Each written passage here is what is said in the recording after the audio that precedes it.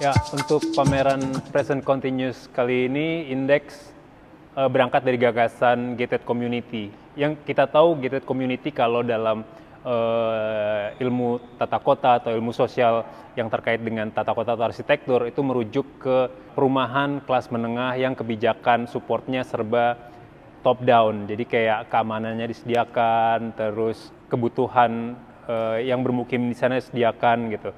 Tapi karena Present Continuous ini sebagai usaha untuk merespon bagaimana pandemi mempengaruhi kita semua, itu juga mempengaruhi bagaimana Indeks melihat area pemukiman kita itu melakukan praktik yang sama dengan mereka yang tinggal di gated community gitu. Bagaimana ruang-ruang perkotaan itu ditutup atas kebijakan terkait pembatasan sosial, terus masyarakat harus semuanya kayak self-support, self-sustain.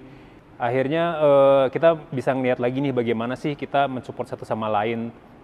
Tapi secara bersamaan itu juga bikin kita bertanya bagaimana kita bisa merekam ini semua gitu.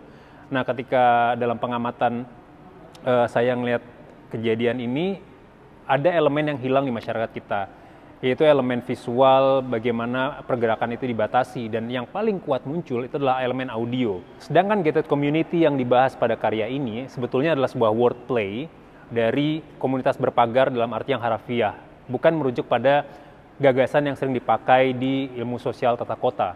Present Continuous sebagai respon terhadap pandemi yang berlangsung hingga kini membuat kita semua melihat kembali bagaimana pembatasan sosial membatasi akses terhadap support warga, support masyarakat yang bermukim terhadap pedagang, terhadap informasi. Satu-satunya cara untuk merekam fenomena ini yang dipilih oleh Indeks adalah menggunakan elemen suara. Selama pandemi, selama pembatasan sosial, pergerakan atau mobilitas visual itu sangat sulit dijumpai. Satu-satunya yang mungkin dan lebih mudah untuk ditangkap adalah suara. Dan suara itu memiliki fungsinya sendiri di masa pembatasan sosial ini, seperti suara ambulans yang memberikan kita rasa ketakutan, atau suara pengeras masjid yang tidak hanya memberikan pengingat waktu ibadah, tapi juga berita duka. Nah, suara-suara ini yang coba kita eksplorasi lebih lanjut, dan ketika kita harus bekerja dengan suara, Indeks terbayang nama satu seniman, yaitu Mira Rizky, seniman Bandung yang sudah sering bekerja dengan elemen audio, elemen bunyi, praktik-praktik karya berbasis sound art. Terus bagaimana sih untuk mengeksplorasi suara ini gitu. Akhirnya dari gated community kita geser lagi ke budaya populer, bagaimana suara-suara ini sebelumnya pernah direkam. Salah satunya adalah dalam cerita-cerita pendeknya Senogumi Aji Dharma. Kalau kita lihat karyanya Miki di belakang menghadirkan fisik bentuk tiang listrik.